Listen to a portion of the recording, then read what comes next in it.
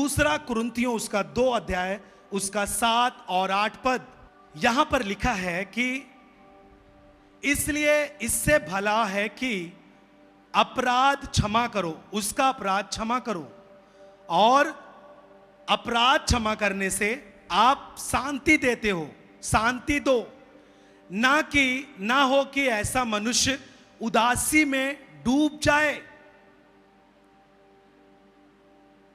इस कारण मैं तुमसे विनती करता हूं कि इसको अपने प्रेम का प्रमाण दो। बोले आमीन।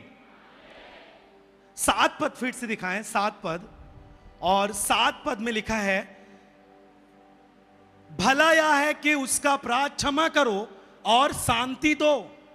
जब आप किसी के अपराध को क्षमा करते हैं तब आप उसे शांति देते हैं। बोले आमीन।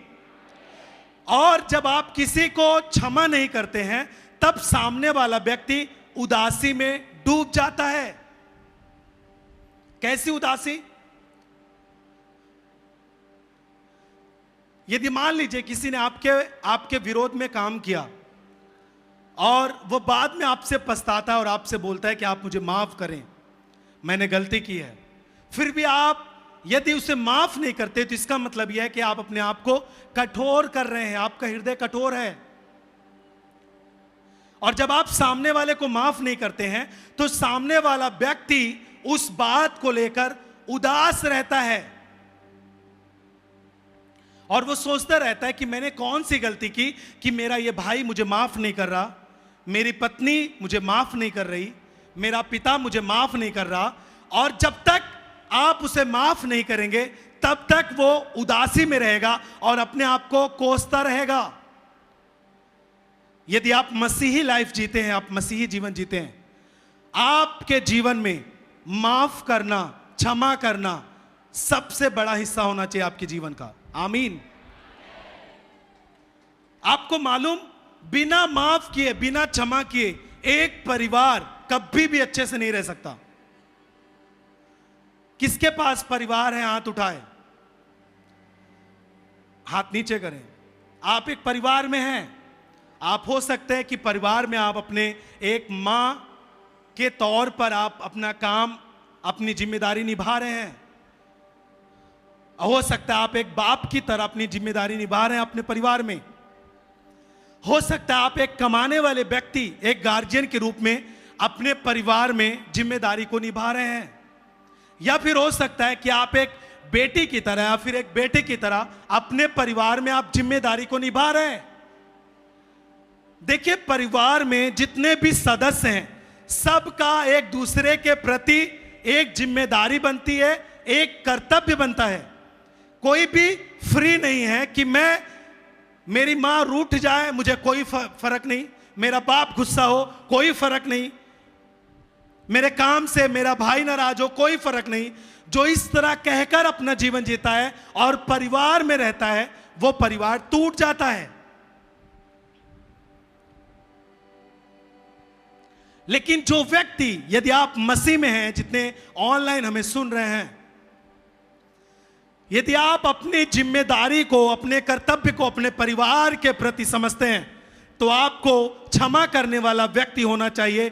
जिस भी पोजीशन पे, जिस भी हिस्से पे आप अपने परिवार में हैं, चाहे आप एक बच्चे के रूप में हैं, चाहे माँ बाप के रूप में हैं, चाहे आप पति पत्नी के रूप में हैं, या फिर यहां तक कि आपके घर में काम करने वाला कोई आता है उसके प्रति भी क्यों ना हो, आपको क्षमा के भाव से रहना है।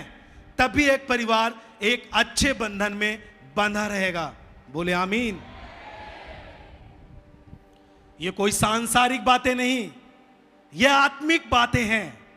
स्वर्ग के परमेश्वर की इच्छा है कि इस तरह की बातें एक परिवार में पूरी होने पाए।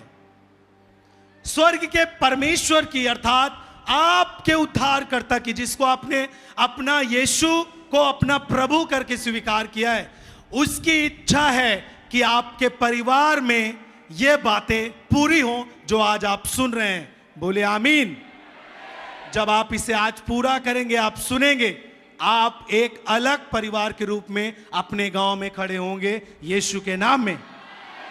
मैं इस वचन को लेता हूं और आपके ऊपर घोषणा करता हूं, आपके परिवार पर, आपकी कलीसिया पर, आपके बिजनेस पर, जब आप इस काम को पूरा करेंगे, आप अपने जीवन को, आप उस काम को अलग रूप में देखेंगे यीशु के नाम में। Hallelujah, hallelujah. हो सकता है आप एक चर्च के पास्टर हैं, आप चर्च के विश्वासी हैं, फिर भी आपको क्षमा के भाव से रहना है। आप माफ नहीं करते किसी को। आपके बगल कोई नया विश्वासी है, उसको नहीं मालूम कि कितनी दूरी पर बैठना है, आप उसके ऊपर उलझ गए, आप उसके ऊपर क्रोधित हो गए और आप अपने आप को बहुत आत्मिक जताकर आपने उसे झिड़क दिया। इसका मतलब यह है कि आप अपने इस परिवार को आप तोड़ रहे हैं। एक नया सदस्य जो आपके बीच में आया है उसे आप उलझा रहे हैं। हालेलुया।